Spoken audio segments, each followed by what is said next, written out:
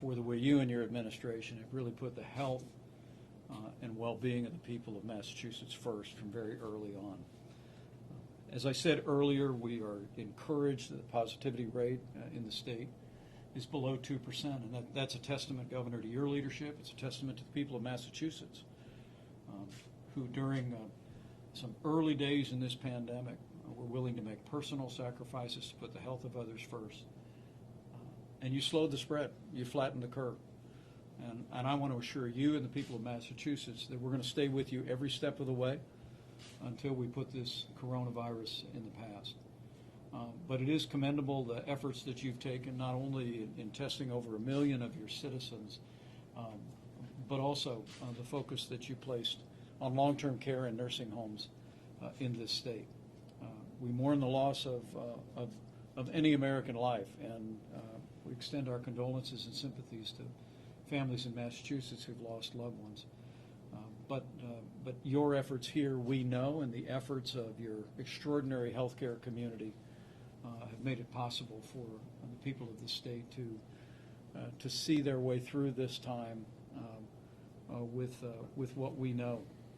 With what we know, were fewer losses than would have otherwise happened if the people of this state had not taken the efforts that you've taken. So we want to commend you.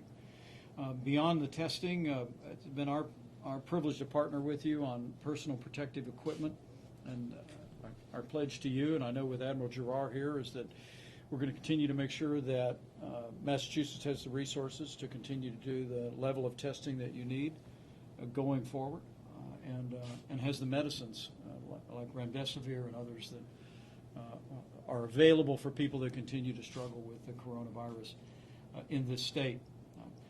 But we're also very grateful, Governor, that you've been opening up Massachusetts' economy again. I know that Massachusetts has been in phase 3 since early July, and in the course of the month of May and June, you've actually added back almost 180,000 jobs to this economy, and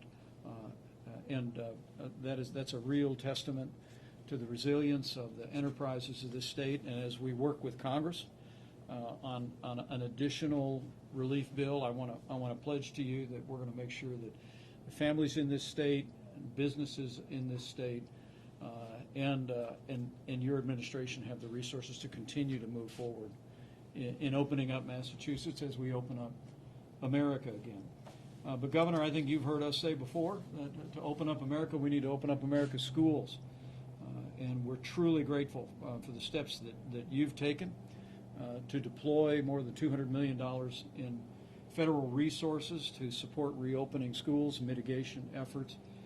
And as we work with Congress, with the leadership in both parties in the House and Senate, we're going to be providing additional support for Massachusetts schools to be able to open up again.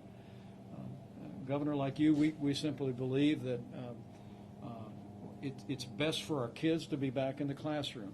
It's best for working families, and it's the best for our country. We don't want our kids to fall behind academically, but as you understand, Governor, so many children receive counseling. Children facing learning disabilities get special education. Children with special needs, and also children facing nutrition challenges, receive those services at our schools. And so our commitment to you, Governor, is we're going to make sure that the state of Massachusetts has the resources to be able to safely reopen your schools as soon as that is possible in the communities of this state. I also want to pledge to you, with Admiral Giroir here, that our team will make sure you continue to have the very best guidance to be able to implement policies to safely reopen schools. This week, the CDC had issued additional recommendations for families, for schools to be able to safely reopen. That's building on guidance that CDC has issued since early March. But the CDC also affirmed our view that it's best for kids' overall well-being to be back in the classroom. The risk of the coronavirus to healthy children is very low, and we believe with the right mitigation efforts we can safely reopen our schools. Governor Baker, we're committed to work with you today and every day forward to continue to support your efforts to to provide health care to the people that are impacted by the coronavirus here in Massachusetts, to support your efforts to open up Massachusetts' economy, but to open up Massachusetts schools. And with that, as I said, I'm pleased to be joined by Admiral Brett Giroir, who I know has worked closely with Massachusetts in the innovative and creative ways that you've expanded testing all across this state. And Admiral Giroir, you might share a few thoughts. Well, thank you, Mr. Vice President. Thank you, Governor. We had just a terrific 1-hour in-depth conversation. It probably could have gone for 3 or 4 hours about all the items that we're both mutually working on. In my understanding, this is sort of what the federal-state cooperation really needs to look like. That's why we've been able to achieve, you've been able to achieve the percent positivity under 2%. You've done over 1.3 million tests to support that. We've provided you with over 1.5 million collection kits to help that. We have 7 federally sponsored retail sites in Massachusetts, 33 retail sites that were enabled by our deregulation, and something I'm really very proud of, 242 sites at federally qualified health centers that provide testing to those who are most generally underserved. So all these things will really continue. We also had the opportunity to discuss some of the new technologies like pooled testing.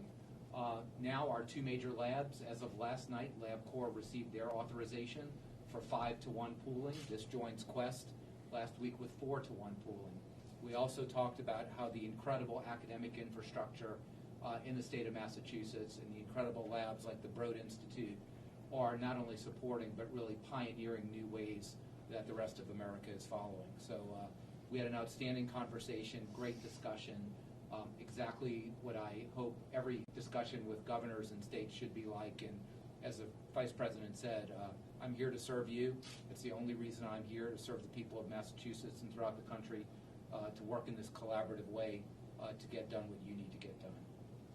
Well, thank you, Admiral. And Governor, as we close, let me just again thank you for your strong and steady leadership throughout this pandemic, and to assure you and the people of Massachusetts that we're with you, and we're going to stay with you every step of the way to make sure that you have the supplies to do the testing, the resources, the personal protective equipment for your healthcare workers, and also the medicines for those that are struggling with coronavirus until we reach that day that we have a vaccine for the American people, which we're literally working around the clock to achieve. But let me lastly just say to the people of Massachusetts, this state was impacted early in this pandemic, but the people of Massachusetts proved that by putting the health of others first, by heeding state and local guidance, you were able to slow the spread. You flattened the curve. You saved lives, and now you're opening up Massachusetts again. But just on behalf of our entire task force, and I know on behalf of your governor, we want to respectfully remind every resident that we all have a role to play in continuing to preserve the progress that you've made in this great state. That includes practicing good personal hygiene, washing your hands, and wear a mask every time that state and local authorities indicate it's appropriate or where social distancing is not possible. I'm absolutely convinced, Governor, that with your strong leadership, with the full support of the federal government, with the cooperation of the people of Massachusetts, that we'll get through this, and we will see the day where we put the coronavirus in the past. So thank you very much, Governor Baker. Thank you, and again, thank you for your work, and look forward to continuing to work with you as we move forward here.